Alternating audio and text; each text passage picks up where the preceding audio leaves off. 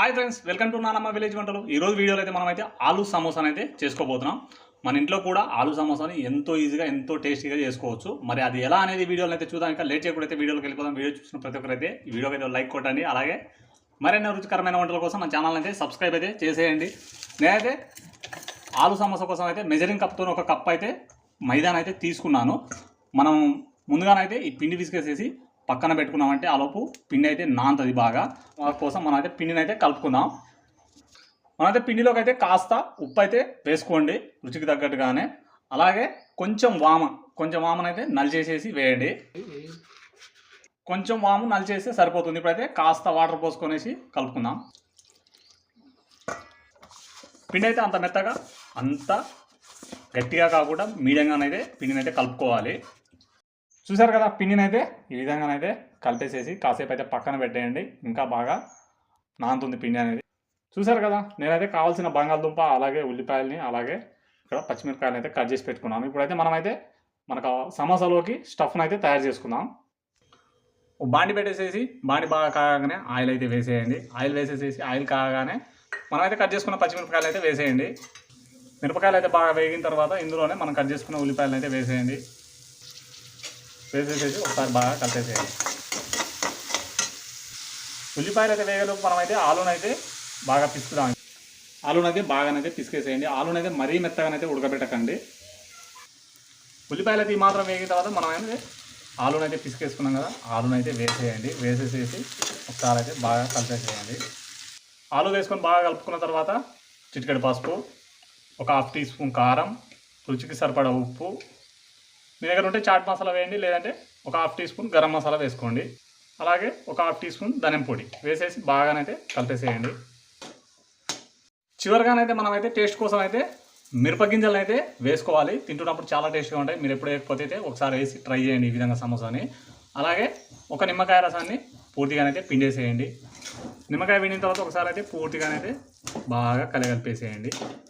ఇట్లా ఫ్రెండ్స్ చూసారు కదా, స్టఫ్ అయితే రెడీ అయిపోయింది. ఇప్పుడైతే కాస్త చల్లబడనిద్దాం. చూసారు కదా, పిండి అయితే బాగా నానింది. ఇప్పుడైతే మనం అయితే పిండిని ఒకసారి పిసికేసేసి బాగా సమోసాలకు కావాల్సిన షీట్స్ని అయితే రెడీ అయితే చేసుకుందాం. పిండిని బాగా కలిపేసిన తర్వాత ఈ విధంగా అయితే ఉండలుగానైతే చేసేసుకోండి. చేసేసుకొని ఒక్కొక్కటిగా తీసేసి కాస్త పొడి పిండి వేసుకొనేసి ఇప్పుడైతే మనం అయితే షీట్స్ లాగానైతే రెడీ చేసుకుందాం. అట్ల కర్ర తీసుకొనేసి ఈ విధంగానైతే మనకు చపాతీలు ఏ విధంగా అయితే చేసాం ఆ విధంగానైతే చేసేయండి.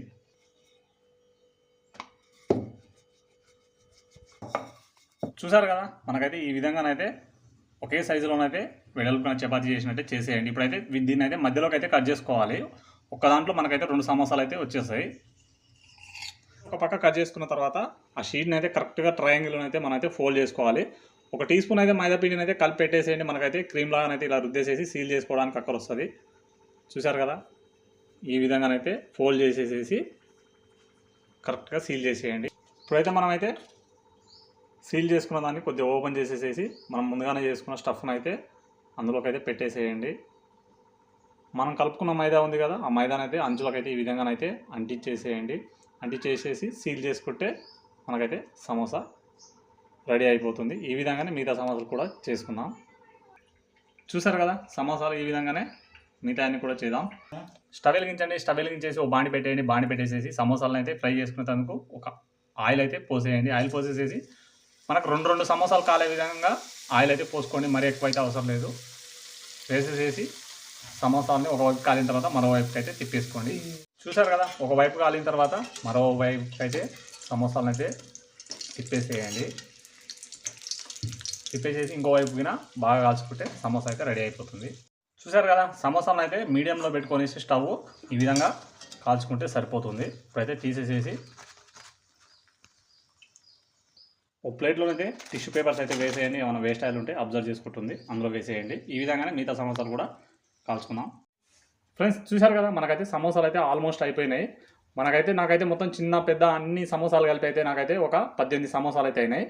ఇది ఒక కప్పు మైదాపిండి అలాగే ఒక 300 గ్రాముల ఆలుగడ్డకైతే ఈ నాకు 18 సమోసాలు అయినాయి. సమోసాలు అయితే అయిపోయినాయి కదా, మనమైతే దానిలోకి అయితే స్టఫ్ అయితే మిరపకాయలు అయితే వేసాము.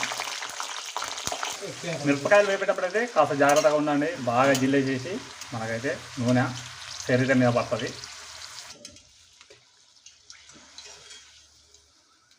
తీసి ఓ ప్లేట్లోకి అయితే వేసేయండి.